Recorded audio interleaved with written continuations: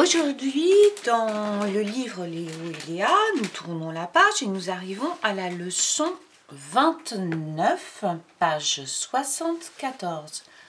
La leçon 29, page 74.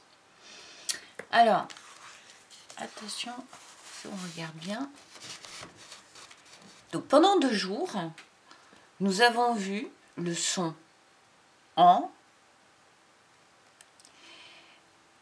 Et le son en écrit avec les lettres AN et AM. Et tu vois, le N qui normalement est une consonne, on l'avait transformé en rouge parce qu'il s'accroche au A pour faire un seul son en.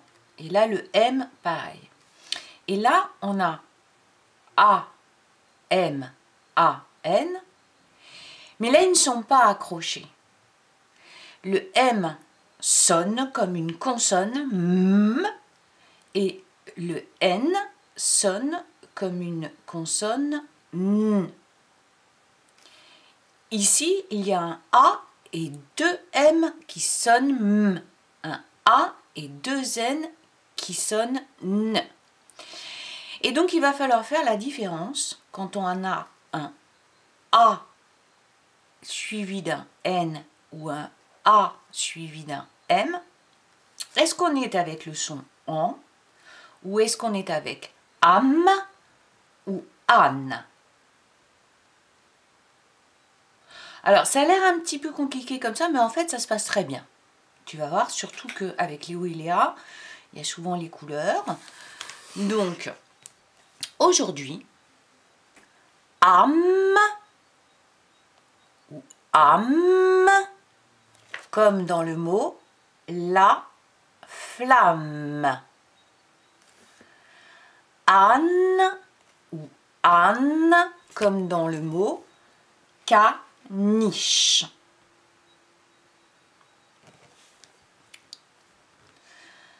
Un canard.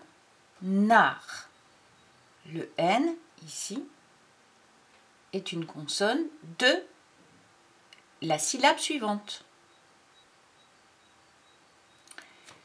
Une canne. Une flamme. On entend les 2 M. Un gramme. On entend les 2 M. Une année. Une, alors par contre là, hop, attention, branche. Un banc. Oh non, AN. Une fente. Une banane. Un âne. Une dame. Une rame. Le vent. La panne. Là, on ne dit pas la panne, on dit la panne. Une canne. Alors, tu vas me dire, on a déjà eu le mot canne, et bien, il y en a 2. Celle-ci, c'est la canne avec 2 N. Et celle-ci, c'est la canne, le canard, la canne avec un seul N. Le temps qu'il fait, la météo. C'est un mot compliqué, donc là il y a en, et il y a 2 lettres muettes. Il y a un S à la fin qui n'est pas un S du pluriel. On ne sait pas pourquoi il est là, ce S. Encore un truc à découvrir un jour. Donc, ce mot-là, au niveau de l'orthographe, tu vas voir qu'il n'est pas facile. On le reconnaît vite en lisant, mais au niveau de l'orthographe, c'est plus compliqué de savoir l'écrire. Une cabane. Une lame. Voilà. Alors, on révise aussi le pronom il avec un S qui veut dire plusieurs personnes. Et du coup, il contrôle un verbe, une action, quelque chose que l'on fait. Et à la fin, il y a la terminaison ENT. Et ce E, ces lettres-là, elles ne servent pas à faire du son, elles servent à donner l'information. Il y en a plusieurs qui le font. Pareil avec elle, le verbe se terminera par ENT qui dit il y en a plusieurs qui le font. On va regarder ça dans le cadre en dessous, ici. Léo et Zora. Donc ça fait 2 enfants, donc c'est du pluriel. C'est ils. D'accord? Donc tout ce qu'ils vont faire, à chaque fois qu'on a un mot qui dit ce qu'ils font, il va y avoir ENT à la fin. Léo et Zora s'attendent à la sortie de l'école. Léo et Zora n'attendent pas Léa. Tant pis. Dans cette phrase-là, tu remarques qu'il y a le ne pas qu'on met dans des lunettes.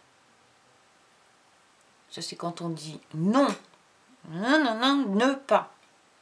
Donc là, ils attendent et là, ils n'attendent pas. Léo et Zora dansent. L'action, c'est danser. Donc il y a ENT, ils dansent. Une samba. La samba, c'est le nom d'une danse. Léo et Zora se remplissent, il y a encore ENT, les poches d'amandes. Alors là, il y a encore des lettres qui donnent des informations, mais ce ne sont pas des terminaisons de verbes, ce sont des marques de pluriel, S et S. On ne confond pas les deux. Terminaison, marque. Terminaison, marque. Alors, on continue.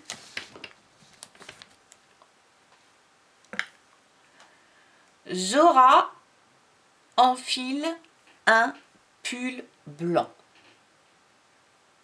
Bon, là, c'est pas trop compliqué. Malgré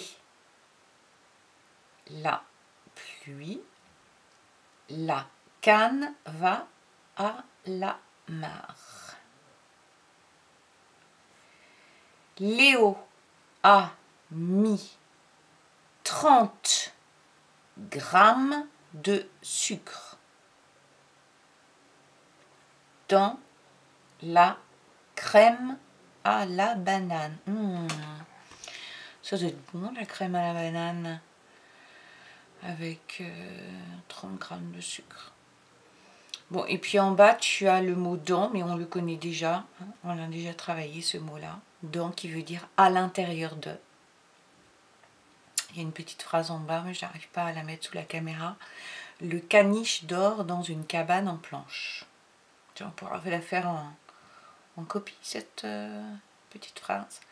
Donc voilà pour aujourd'hui. Tu t'entraînes à lire la page 74. Elle nous fait réviser plusieurs choses ici. Parce que dans cette colonne-là, tu n'avais que des mots masculins. Le. Et dans ces deux colonnes-là, tu n'avais que des mots féminins. Donc on révise le masculin, le féminin. Hein. On révise il avec un S, ça veut dire plusieurs trucs. Elle avec un S, ça veut dire plusieurs choses. On révise ENT à la fin du verbe muet, qu'on voit ici. Donc dans cette page, il y a aussi des révisions.